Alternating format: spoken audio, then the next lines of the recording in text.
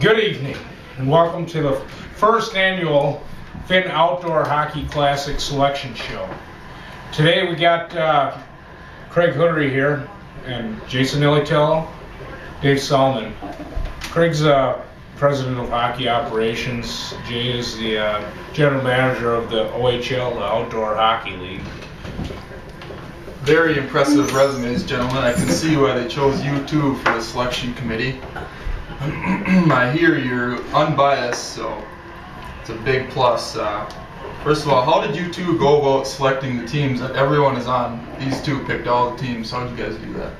You know, part of it was just knowing the qualities of each player and going through how good they are and how bad they are. And we ranked everybody, every single player. Is there some bad players in the tournament? There are some bad players and there's some good players. And we looked at each and every player and assessed how good or bad they were. And from that, we started making our decisions.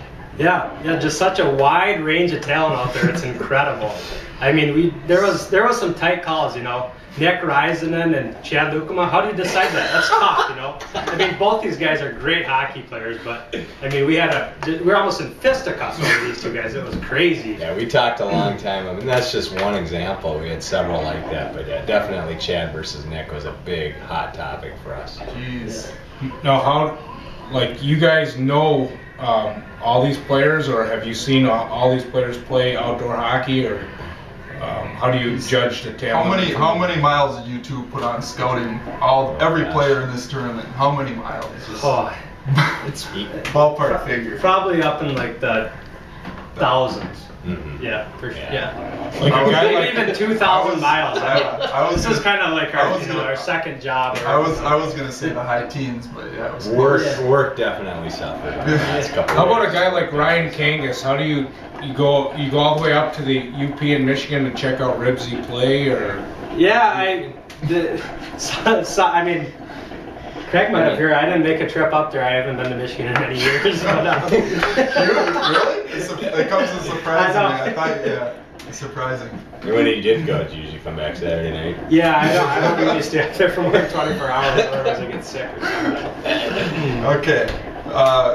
Now, who's a pre-tournament favorite that all of you guys have?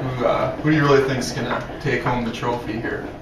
I like Team Realtree. You know, they've got Mark Pinonemi. He's always going to give 100% effort. I think he's the Mickey Koivu of the tournament. Jake Juntala, I talked to him earlier this evening, and he said he's going to try. Look out. Usually he's not going to try an outdoor, but he's bringing his indoor attitude. Brad Illitel, to the outdoor rink. Yeah, it's unbelievable. Looking forward to that. And Brad Illitel, you know, it's Brad Illitel. It's hunting season's over. He's focused. He's ready to go. Phil Helpy's been playing a lot lately, and Todd Hanonen's a sleeper. I don't think anybody knows a lot about him, but I've heard he's a good player and expect him to play well. Not a bad team there for Craig, but I'm going to have to go with the goofy marks. I mean, you got Henrik Impel as your captain. What else can you ask for?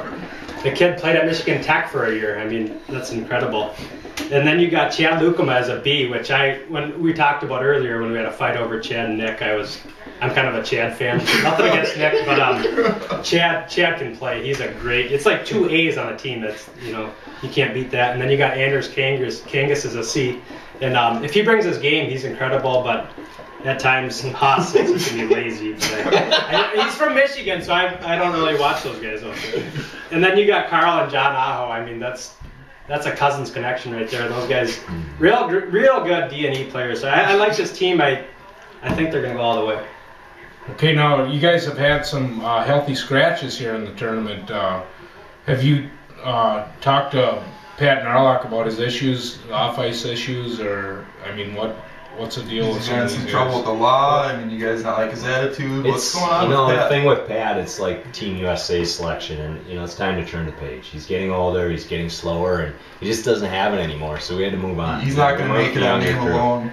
We want to be on your crew, yeah. There's a lot of guys who've been starting to play hockey lately, and they're better. Yeah. You know, there's no question about it. I don't sugarcoat that. Yeah. Right. How about a guy like you have Mark the Shark Sturos on the healthy scratch list? There was talk about him maybe playing, maybe not. Did he just cancel, or? I mean, surely this is a case of his game slipping. I mean, we all know Shark's at the top of his game. Is it the start time that got him, or what? I mean, what's going on here? Well, Shark can play. He brings his game all the time. But the thing about Shark is you do not know if he's going to show up or not to these events.